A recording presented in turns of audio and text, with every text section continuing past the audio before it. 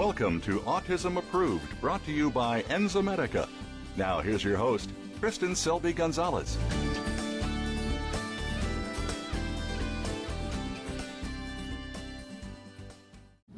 Hi, and welcome to Autism Approved. I'm your host, Kristen Selby Gonzalez. Right now, we are currently in Seattle, Washington, where the U.S. Autism and Asperger Association is launching their 6th annual World Conference. If you want more information about this conference, or you want to see any of the presentations, please visit them at www.usautism.org. Right now, I'm very excited to introduce our next guest, and he is a world-renowned doctor. His name, I call him Dr. Jerry because I have a really hard time saying your last name. It's Kartzinel. A lot of people call you Dr. Jerry, though, right? Dr. Jerry, yes. Well, Dr. Jerry, how and why did you get involved in autism? I got involved in autism when my fourth boy became autistic when he was about 18 months old, and my wife said, "You broke him, now you fix him." And next thing I know, I was down the road of working on what's wrong with autism. The kid was not sleeping, had diarrhea, was running around, became very obsessive, and no language, and we had our hands full. Now, was he progressing prior to all of a sudden regressing? Yeah, he was progressing nicely up to about a year of age, but he was getting sick a lot. You know, he was getting ear infections. He had his first spinal tap at 4 months of age to rule out meningitis, so his immune system was already giving signals that it wasn't doing well. And none of your other children had any of those symptoms prior? That's correct. Now, how many children do you have total? I have 4 boys. 4 boys, so he was your last? He was my last. So how is he doing? Now, you know, at age 15, he has some struggles with diabetes, and he has to have his insulin shots. And he has what's called Hashimoto's thyroiditis, an autoimmune disease of the thyroid gland, which he needs to get thyroid.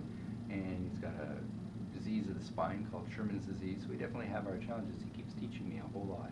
And all these new labels keep kind of entering his world, it feels. Absolutely. Now, I had read that you were once, prior to getting to the autism community, you were a pediatrician. I still am a pediatrician. You're still a pediatrician? Still a pediatrician, yes. But that's not your main practice anymore? No, I just take care of children with neurodevelopmental delays. Okay, and so when your son came to you and you're a pediatrician, what were the things that were told to you when you were in med school about autism? Well, nothing was told to me when I was in med school. We saw one child with autism, and they said, "Oh, Dr. Kartzinel, come quick to see this one child with autism. You'll never see one again. Isn't he cool?" And you look at him and say, "Okay, it's interesting." And that was what we knew back in the 80s. So in the 80s, they said that you would never see a child? Never see one again. They were 1 in 10,000. Wow, and how many do you see currently, or have you seen? Oh my gosh, I haven't even really counted. It's just been my practice for over a decade now. So thousands and thousands of children. Now, from all the children that you work with, and I know you do a lot of work with nonprofits, and you're out there trying to, spread the word of awareness. What are some of the things that you're seeing really help the children today?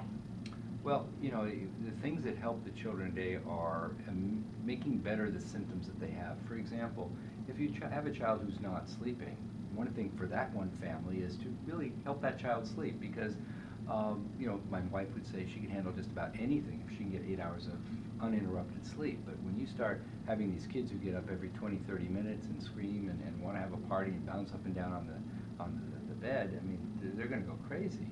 So each family, each child has its own set of issues that we can really, really help. So a child who's not sleeping, or a child who's chronically constipated, or a child who's sick all the time with ear infections, if we can take that out of the situation the child has, they get better. So a lot of these kids have autistic issues, yes, but when you fix the underlying problems like constipation, diarrhea, recurrent infections, not sleeping, they still have autism, but they're much, much easier to be with. You actually like being with your child again. We always love our kids, but sometimes, we'd rather not be with them. Yeah. Well, because sometimes, I'm a mom of a little guy, and sometimes you're just scared, or your patience levels, because you're either on the internet researching, or you're at a doctor's office, or you're at a therapist. So I can totally understand that. For a parent out there that's just getting the diagnosis, what is something you would tell them the very first thing to do? Well, I think you need to get with a support group, and there are a lot of support groups like Generation Rescue or TACA that are just filled with moms who are further down the road and can tell you what things to look at, what's available in your area.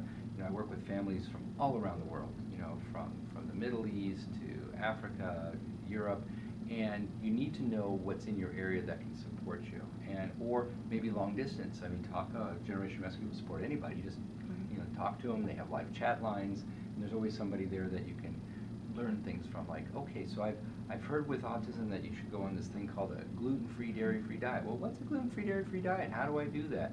There's somebody there that you can learn from. We didn't know. I mean, when I was doing this with my wife, she goes, well, I know what a dairy-free diet is, but what's gluten? And we had to learn what gluten was. And my son was very addicted to gluten and dairy-containing foods. Is he still on a diet at 15? No, once that's the good news. I'm glad you brought that up. Once you fix these kids, they don't need to be gluten-free, dairy-free, soy-free, corn-free, chicken-free, turkey-free, potato-free, rice-free.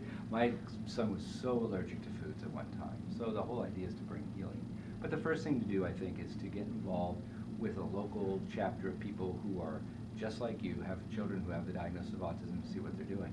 If that's not available, or you're just not around, then maybe a book, Healing and Preventing Autism. Love your book, by the way. Thank you.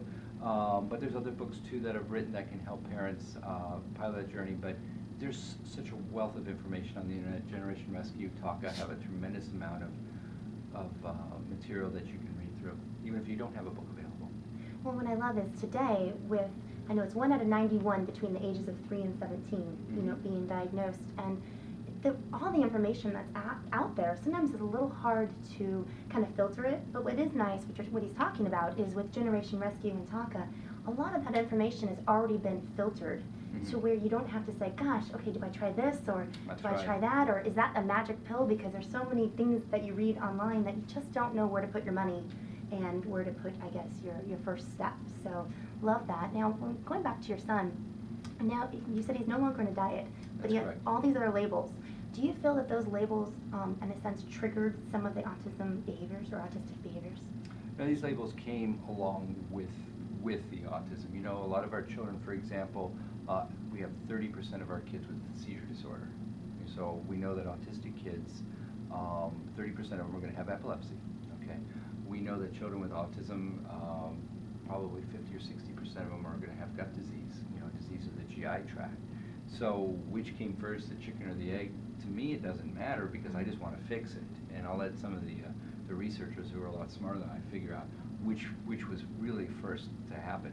But the issue is they have medical problems that we can treat medically and make their whatever autistic issues much better.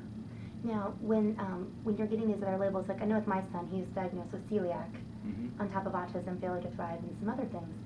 It seems as though when we got the celiac kind of under control, it seemed like the autism symptoms, as you were saying, got better and That's better.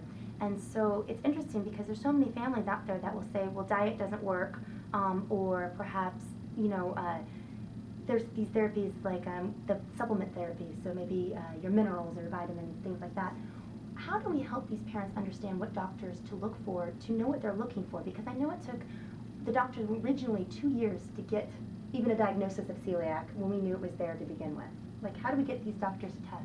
It's very difficult. I was just downstairs talking with a mom who the baby was just diagnosed with celiac disease. But they told her there's no way 2 years ago the child needed to be on a gluten-free, dairy-free diet. Now, celiac disease, for those who don't know, is just a disease where the gut cannot process gluten-containing flours. So they have to go wheat-free and gluten-free. And if they do consume it, they're going to have abdominal pain and diarrhea and nasty stools. We probably changed a few diapers. And we have a medical community right now, at least in the United States, where if your child doesn't fit a 10-minute appointment, you're not going to get much done, because they really just want to see an ear infection or a diaper rash. But to sit there and actually listen to the parent tell them the symptoms, and they'll say, well, toddlers have diarrhea, and they call it toddler's diarrhea. Or if your child has the diagnosis of autism and is constipated, they say, well, children with autism willfully withhold their stools. We were told that. We went to a top gastrologist in California after waiting close to 4 weeks to get into the appointment. And we were actually told that our 2.5-year-old was holding his stool on purpose. And once we found out what was really wrong with him, I mean, it was absurd to think that a 2.5-year-old is